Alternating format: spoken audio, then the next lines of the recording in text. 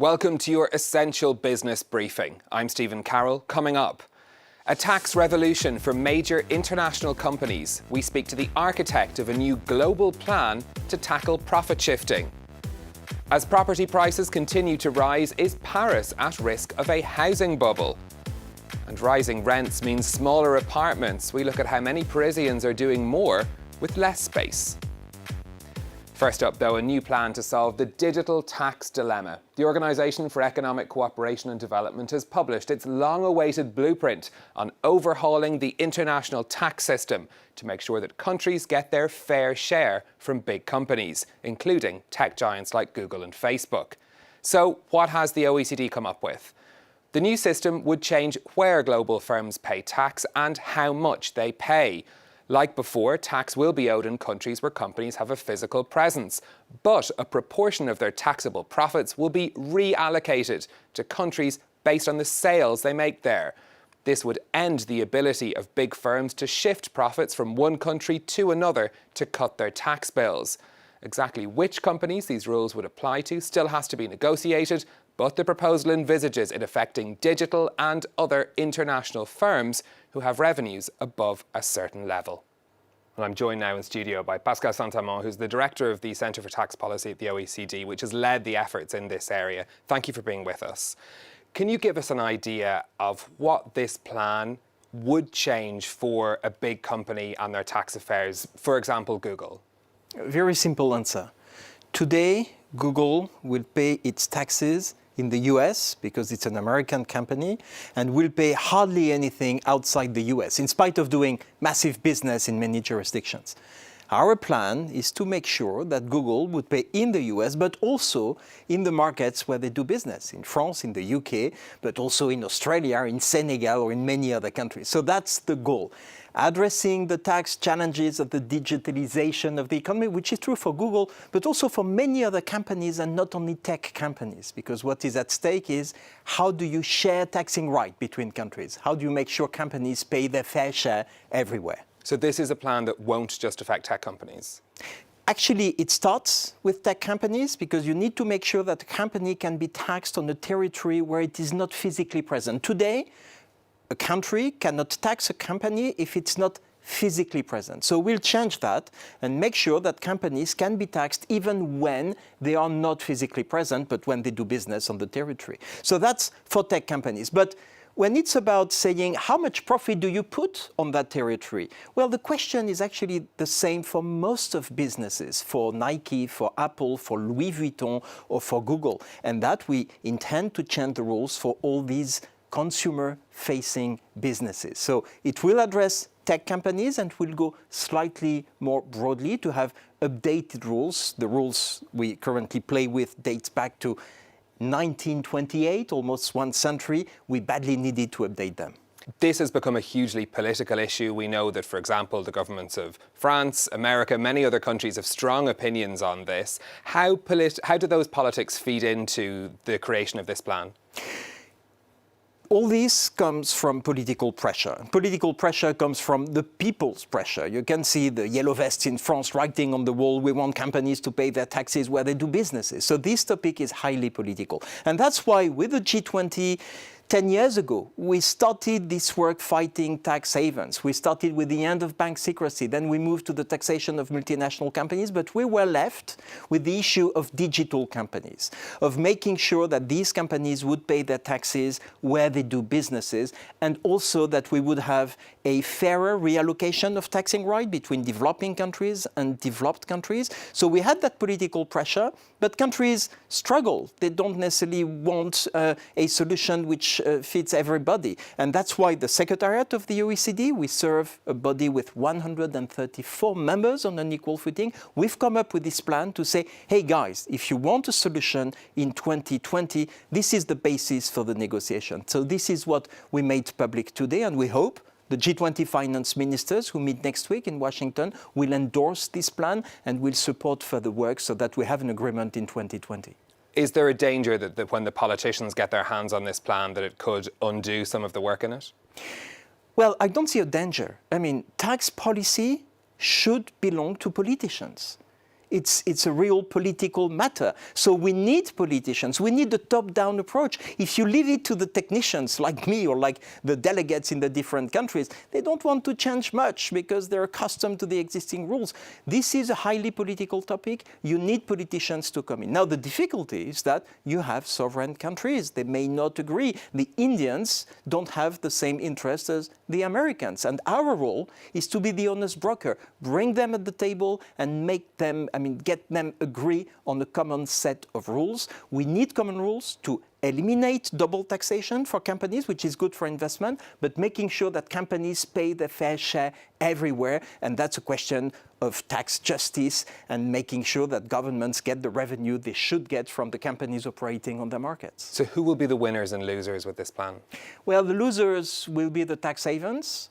The winners will be the market jurisdictions, meaning the jurisdictions where you click on Google or where you buy some stuff, and that's the redistribution. Now, if we get into the nitty-gritty details of the redistribution, if you're a big capital exporting country, you may lose a bit compared to a country which has a trade deficit, because we'll give more taxing right to the market jurisdictions where you have the consumers. So the more you consume, the more you win, which is true for developing countries, even though they're small in size, and also true for large markets like France or the US. Now, if you have a trade surplus, like Sweden or Germany, you may not win as much as the others. But we also have in the plan what we call putting in place a global minimum tax, which would make sure that companies would pay a minimum. The rate is to be decided. Will it be 10, 12.5, 13%, something like that? The US introduced this in their tax reform 2 years ago, and now all the countries want to play with the same toy, a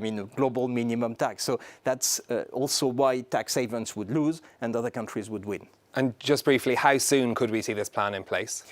We hope to have a political agreement soon. If we don't have it, well, all the countries will take unilateral measures. They will leave multilateralism, and we see this is not good. We see it in trade or investment. So on tax, we want to avoid a war. To avoid a war, we need a political decision by mid-2020 at the latest. Okay, Pascal Saint-Amand from the OECD Centre for Tax Policy. Thank you very much for speaking to us. Now, the Swiss bank UBS has warned that Paris is at risk of a property bubble. Real estate prices in the French capital have been rising steadily in recent years, reaching record levels per square metre, and demand from buyers looks set to stay strong, at least in the short term. So how does the Paris property market compare to other cities, and what's the prognosis for its future? Anke Uhle is here with more. Anke. Well, Stephen, Paris property values hit an all-time high this year, up almost 9% over the past 12 months. On average, 1 square meter of property in the city center now costs more than 10,000 euros. UBS says the average skilled service sector employee in Paris would need to dedicate almost 15 years of income to afford a 60 square meter apartment.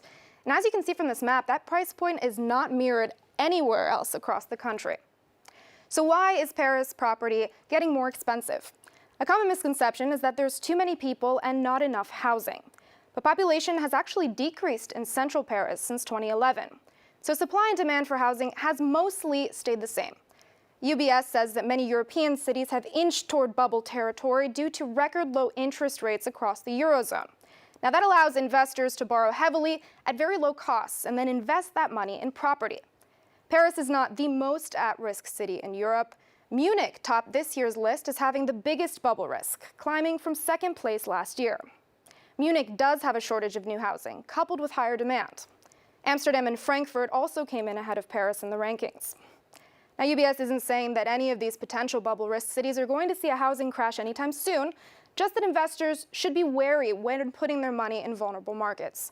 Especially in the Eurozone, any interest rate increase could trigger a housing market correction. Stephen. Anke, thank you very much for that. Well, rising prices here in Paris mean that any small space is now hot property. By law, any apartment for rent must be at least 9 metres squared. But in old Parisian buildings, that still leaves plenty of options, and a whole industry has sprung up to optimise these spaces. Lauren Berstecker reports. In France, they're known as chambres de bonne, rooms where maids used to live. But these tiny dwellings, usually located on the top floor of Parisian buildings, are now being transformed into full-fledged apartments. This student's room is barely 9 square meters, yet it's equipped with all the basic amenities, even if some are hidden from sight. Under this couch, there's actually a bathtub.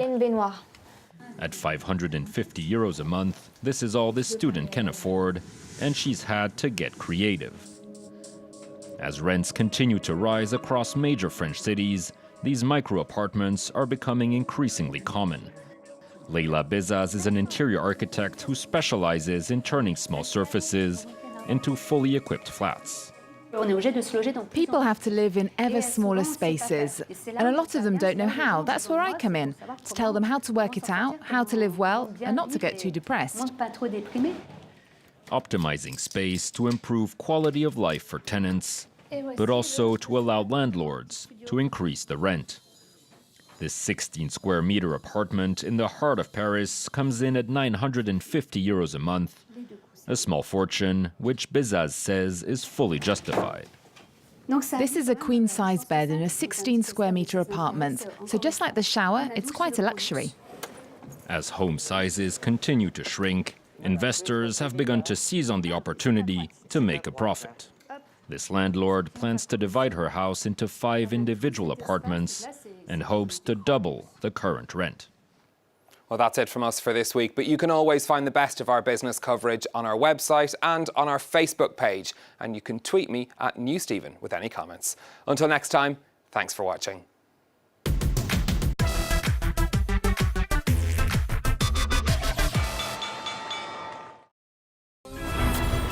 Je regarde France 24 parce qu'en tant qu'étudiante en sciences politiques, ça me permet de rester à jour sur les informations dans le monde, sur les conflits, les débats politiques, tout ça.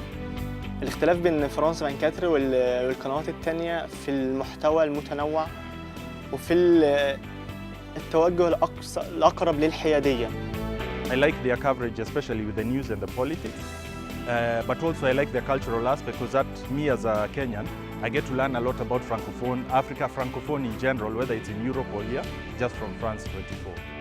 France 24 m'aide à avoir une perspective plus complète du monde et à comprendre différentes langues et différentes cultures. France 24, with you everywhere, all the time. Liberté, égalité, actualité.